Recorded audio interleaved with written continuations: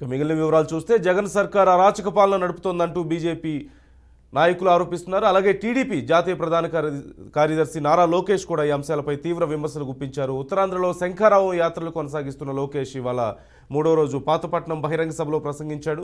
మోసానికి దగాకి నిలువెత్తు నిదర్శనం ఎవరంటే అది ఒక్క జగనేనంటూ లోకేష్ అన్నారు.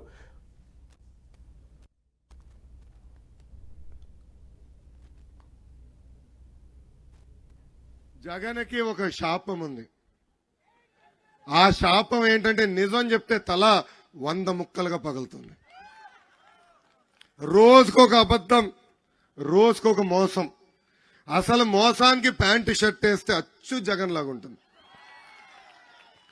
ఎన్నికల ముందల ఎంత తీయగా మాటలు చెప్పాడండి, ఎన్ని మాయ మాటలు చెప్పాడు. దొరికిన ప్రతి మహిళకి ముద్దులు పెట్టాడు. ఇప్పుడు ఏకంగా గట్టిగా గుద్దుతున్నాడు.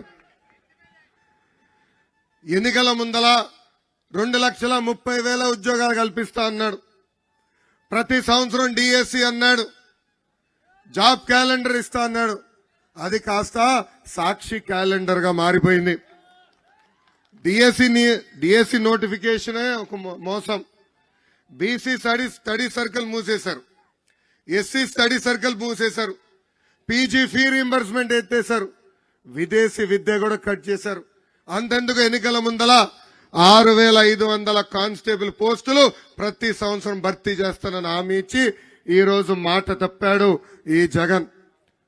ఎన్నికల ముందల ఒక మాట అన్నాడు, ప్రభుత్వం ఏర్పడిన మొదటి 6 నెలల్లో పనులు చేస్తే చిత్తశుద్ధి ఉన్నట్లని.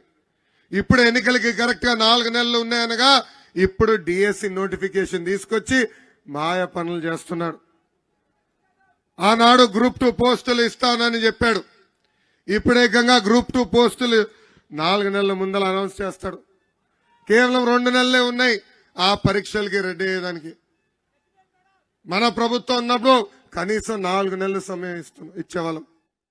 ఓన్లీ సమయం తక్కువ. జగన్ ఒక బిల్డప్ బాబాయ్. అందుకే కోట్ల రూపాయలు ఖర్చు పెట్టి యాత్ర 2 సినిమా తీశాడండి. కానీ ఇప్పుడు అది వైకాపా పార్టీకి అంతిమ యాత్రగా మారిపోయింది.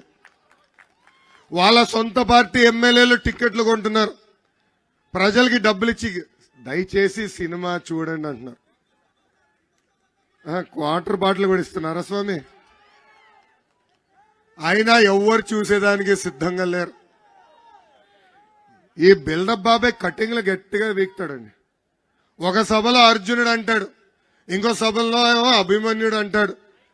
ఆయన వాస్తవంగా ఒక సైకో, ఒక భస్మాసురుడు. హిట్లర్ గురించి విన్నాం కదా, సద్దాం హుస్సేన్ గురించి విన్నాం కదా, అలాంటి వ్యక్తి ఈ సైకో జగన్.